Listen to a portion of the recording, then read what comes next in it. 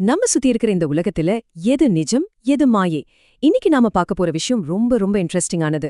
நம்மை பொருளாதாரம், கல்வி, அரசியல் சிஸ்டம்களுக்கு பின்னாடி இருக்கிற உண்மையான முகம் என்ன? வாங்க இந்த முகமூடிகளை கலத்திட்டு உண்மையா அலசுவோம். சரி, நேரா விஷயத்துக்கு வருவோம். 96 ரூபாய் 11 காசு. இந்த நம்பரை கொஞ்சம் நல்லா கவனிங்க. மே 2026ல அமெரிக்க டாலருக்கு நிகரான இந்திய ரூபாயோட மதிப்பு இதுதான். இது ஏதோ நியூஸ் சேனல்ல வர்ற சாதாரண நம்பர் கிடையாதுங்க. இந்த வீழ்ச்சி உங்களோட அன்றாட வாழ்வாதாரத்தை, நீங்க போடுற பெட்ரோல் விலைய, வாங்குற மொபைல் போன் விலைய எப்படி நேரடியாக பாதிக்குதுன்னு என்னைக்காவது யோசிச்சிருக்கீங்களா? இன்னைக்கு நாம மெயினா கவர் பண்ண போற விஷயங்கள் இதுதான். சிஸ்டம் கோளாறுகள் மற்றும் பொருளாதாரம், அரசியல் சதுரங்கம், கல்வி தொழிற்சாலை, கூகுள் வர்சஸ் ஏஐ, அப்புறம் விமர்சன சிந்தனை. பகுதி 1. சிஸ்டத்தின் கோளாறுகள் மற்றும் பொருளாதாரம். நம்ம ஊர்ல ஏற்படுற பொருளாதார பிரச்சனைக்கும் உலக அளவுல நடக்கிற விஷயத்துக்கும் என்ன சம்பந்தம்? இது ஒரு பெரிய செயின் ரியாக்ஷன்னு சொல்லலாம். அதாவது அமெரிக்கா மத்திய வங்கி வட்டி விகிதங்களை உயர்த்துது. உடனே என்ன ஆகும்? இன்டர்நேஷனல் இன்வெஸ்டர்ஸ் எல்லாரும் அவங்க பணத்தை அமெரிக்காவை நோக்கி மாத்துறாங்க. இந்தியா தன்னோட கச்சா எண்ணெய் தேவைக்கு 80% இறக்குமதியைத்தான் நம்பியிருக்கு. இதனால டாலரோட தேவை பயங்கரமா அதிகமாகி ரூபாய் மதிப்பு 96 ரூபாய்க்கு சரிகிறது. நம்ம தனிப்பட்ட பொருளாதார போராட்டம் எப்படி பெரிய குளோபல் சிஸ்டமோட கனெக்ட் ஆயிருக்குன்னு இப்ப புரியுதா? சரி, உலக பொருளாதாரம் ஒரு பக்கம் இருக்கட்டும், நம்ம உள்ளூர் சிஸ்டம்க்கு வருவோம். நம்ம மாநில அரசு போர்ட்டல்கள்லாம் எப்படி இருக்குன்னா, ஒண்ணுக்கொன்னு சம்பந்தமே இல்லாத தனித்தனி தீவுகள் மாதிரி இருக்கு. வெவ்வேறு பிரைவேட் கம்பெனிகள் உருவாக்குன இந்த டேட்டாபேஸ்களுக்கு நடுவுல எந்த ஒருங்கிணைப்பும் கிடையாது. இது பெரிய தேக்க நிலையம் உருவாக்குது. ஆனா ஏபிஐ தொழில்நுட்பம் மூலமா ஒரே கதவு அனைத்து சேவைகளும் அப்படிங்கிற ஒரு சிங்கிள் கேட்வே தீர்வு தான் இதுக்கு சரியா இருக்கும்னு நிபுணர்கள் சொல்றாங்க. பகுதி 2. அரசியல் சதுரங்கம். இப்போ அப்படியே கொஞ்சம் அரசியல் பக்கமா திரும்புவோம்.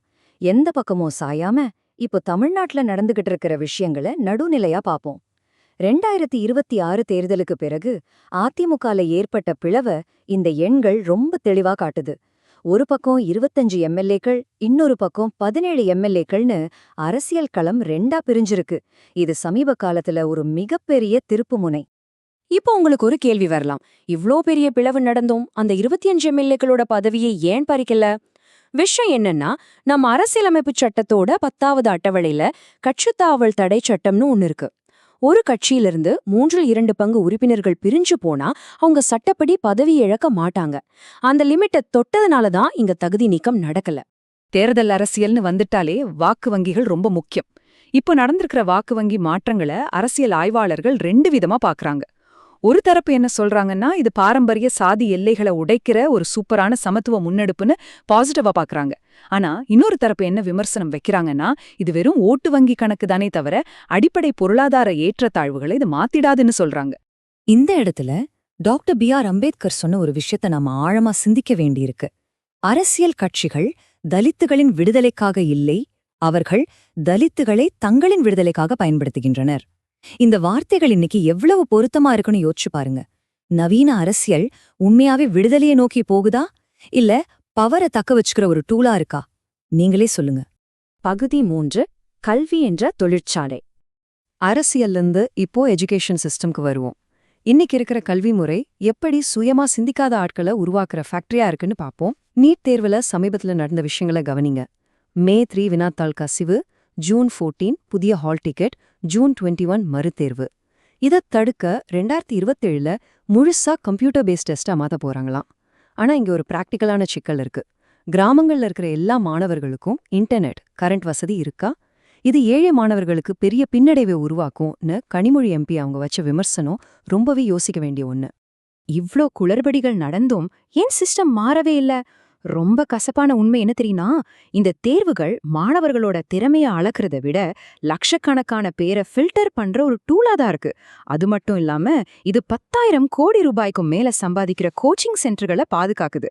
கார்ப்பரேட் கம்பெனிகளுக்கு தேவை அதிக பிரஷரை தாங்கிக்கிட்டு எந்த கேள்வியும் கேட்காத ஆட்கள் தான். இதுதான் தகுதி அப்படிங்கிற பேருக்கு பின்னாடி ஒளிஞ்சிருக்கிற நிஜம். பகுதி 4. கூகுள் மற்றும் ஏஐ. பழைய தேடல் முறைக்கும் இப்போ வந்திருக்கிற ஏஐ தொழில்நுட்பத்துக்கும் என்ன வித்தியாசம்? கூகுள்ங்கிறது ஒரு பாசிவான லைப்ரரி மாதிரி. நீங்க தேடினா கொஞ்சம் லிங்க்ஸ் கொடுக்கும், அவ்வளவுதான். அதிலிருந்து தகவல்களை நாம தான் தேடி எடுக்கணும். ஆனா ஜெனரேட்டிவ் ஏஐ அப்படி இல்ல. அது ஒரு ஆக்டிவான பார்ட்னர். அது சூழலை புரிஞ்சுக்கிட்டு உங்ககிட்ட ஒரு லாஜிக்கலான உரையாடலை நடத்துது. இதுவே ஒரு பெரிய கேம் சேஞ்சர். இதுல ரொம்ப இன்ட்ரெஸ்டிங்கான விஷயம் என்னன்னா, ஏஐ கிட்ட இங்கிலீஷ்ல பேசுறதுக்கும் தமிழ்ல பேசுறதுக்கும் உள்ள வித்தியாசம்தான். இங்கிலீஷ்ல கேட்டா உலகளாவிய டேட்டாவோட கொஞ்சம் வறண்ட டெக்னிக்கலான பதில் கிடைக்கும். ஆனா அதே நீங்க தமிழ்ல கேட்கும்போது நம்ம ஒரு அரசியல், சமூக நீதி, கலாச்சாரம்னு ரொம்ப உணர்வுபூர்வமா பதில் சொல்லுது. மொழிங்கிறது வெறும் தொடர்புக்கான சாதனம் மட்டும் இல்ல, அது நம்ம சிந்தனைய வடிவமைக்கிற டூல்னு இதுல இருந்து நம்ம புரிஞ்சுக்கலாம். பகுதி 5 விமர்சன சிந்தனையின் சக்தி. இப்போ கிளைமேக்ஸ்க்கு வந்துட்டோம். நம்ம இந்தியால 146 கோடி மக்கள் தொகையில உண்மையாவே என்ன நடந்துட்டு இருக்கு? சுமார் 75% மக்கள் ரீல்ஸ், என்டர்டெயின்மெண்ட்னு மூழ்கி போயிருக்காங்க. 18% பேருக்கு ஏஐயே ரீச் ஆகல. ஒரு 5% பேர் ஏஐய சின்ன சின்ன வேலைகளுக்கு பயன்படுத்துறாங்க. அப்போ பெரும்பாலான மக்கள் எந்த கேள்வியும் கேட்காம வெறும் பாசிவ் நுகர்வோர்களா தான் இருக்காங்க. ஆனா இந்த நம்பரை நல்ல நோட் பண்ணிக்கோங்க. 1.5%. ஆமாங்க, இவ்ளோ பெரிய மக்கள் தொகையில வெறும் 1% மக்கள் தான் ஏஐய வச்சு ரொம்ப ஆழமான, நுட்பமான கேள்விகளை கேக்குறாங்க. இவங்க தான் எதிர்காலத்தோட உண்மையான சிந்தனையாளர்கள். இந்த ஸ்கில்லுக்கு பேர் தான் ப்ராம்ப்ட் என்ஜினியரிங். இது ஏதோ ஒரு சாதாரண ஐடி ஸ்கில் கிடையாதுங்க. எத, எப்படி, எந்த கோணத்துல கேட்டா சரியான பதில் கிடைக்கும்னு யோசிக்கிற ஒரு பெரிய அறிவுசார் உழைப்பு. சரியா கேள்வி கேட்க தெரிஞ்சுக்கிறது தான் இன்னைக்கு இருக்கிற காலகட்டத்தோட மிகப்பெரிய பலம்.